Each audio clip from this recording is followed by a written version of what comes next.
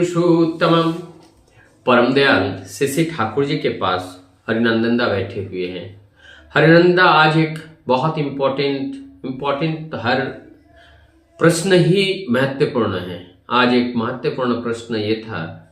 ठाकुर जी से पूछिए, ठाकुर मनुष्य जब इस देह को छोड़ करके चले जाते हैं, क्या इस जगत के वस्तुओं के साथ उनका चिंतन, उनका विचार देह छोड़ने के बाद भी जीवंत रहता है या नहीं?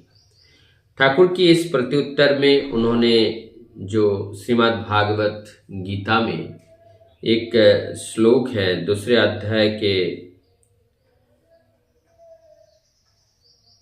62 और 63 नंबर जो श्लोक है, उस श्लोक का पुनरुच्चारण करते हुए उसका व्याख्या को ठाकुर जी कहते हैं कि मनुष्य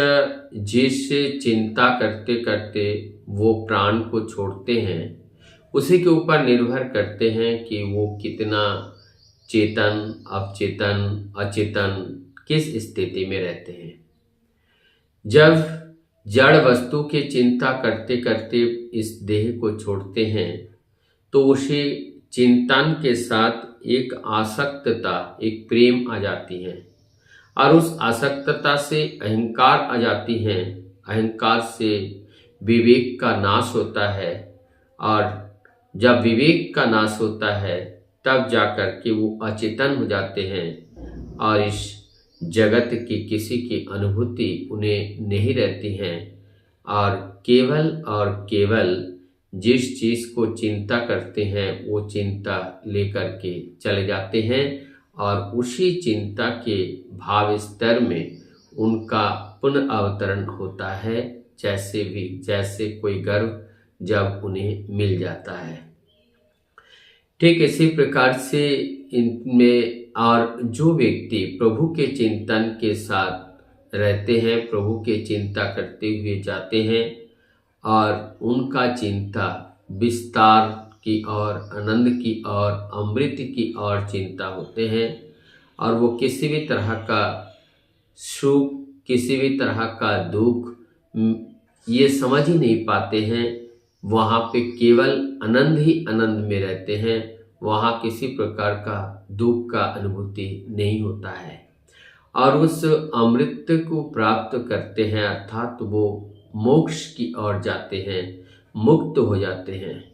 और उसी किसी जड़ वस्तुओं के साथ जब आसक्त नहीं रहते हैं, केवल परम पिता ही एकमात्र सार रहते हैं, तो उस परम पिता की आराधना में, परम पिता की चिंता में, उसी चेतना में डूब जाते हैं। तो जहाँ पर अहंकार नहीं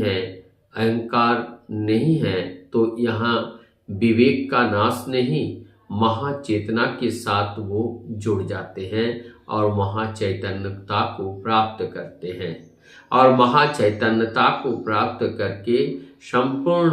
जगत प्रभुमय ये उनके दृश्य में दृश्यित होती है और ऐसे यहाँ पर कोई भाव उनका शेष नहीं रह जाता है, प्रभु का भाव ही भाव है। इसीलिए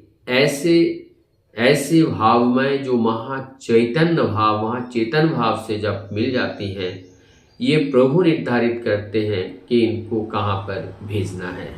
लेकिन जड़ जगत के कोई भी व्यक्ति या कोई भी प्राणी जिस चेतना को लेकर के जाते हैं, उसके बाद उनके विवेक एकदम शून्य हो जाता है, वो किसी भी चिंतन नहीं कर पाते हैं और उनके पास कोई रास्ता नहीं रहता है। एकमात्र केवल उनके परिवर्जन और उनके जो स्नेही जन होते हैं, उनकी प्रार्थना ही प्रभु के चरण तक पहुँचते हैं, जिससे थोड़ी बहुत उनका चलने की राह प्रशस्त होता है। तो हम लोगों ने जाना कि अगर हमें अच्छा करना है और अच्छे जगह पे आना है, प्रभु का कार्य करना है, तो प्रभुमय होकर के चलना है। नहीं तो जड़ वस्तु के साथ अगर हम युक्त रहे तो ये अनंत काल तक हम इस आना जाने के बंधन से मुक्त नहीं हो पाएंगे और समय समय पर इस सृष्टि के अनंत जो प्राणी हैं, जो वस्तुएं हैं, वो किसी न किसी रूप में हम आकर के इस सृष्टि को उपभोग करेंगे। उपभोग तो नहीं है, इसको उपभोग करना का अर्थ ही होता है वास्तव में उस परम पुरुष या उस सत्य को जानना, समझना और उसका आनंद लेना। और वो आनंद का अर्थ ही है परमानंद, और परमानंद को छोड़कर कोई आनंद हो ही नहीं सकता है। तो हम प्रभु के संग करना, प्रभु के साथ रहना, उनके चिंतन में अगर जीवन को बिताते हैं तो ये जीवन प्रभुमय होता है, अमृतत्व को प्राप्त करते हैं और आनंद में जीते हैं। वंदे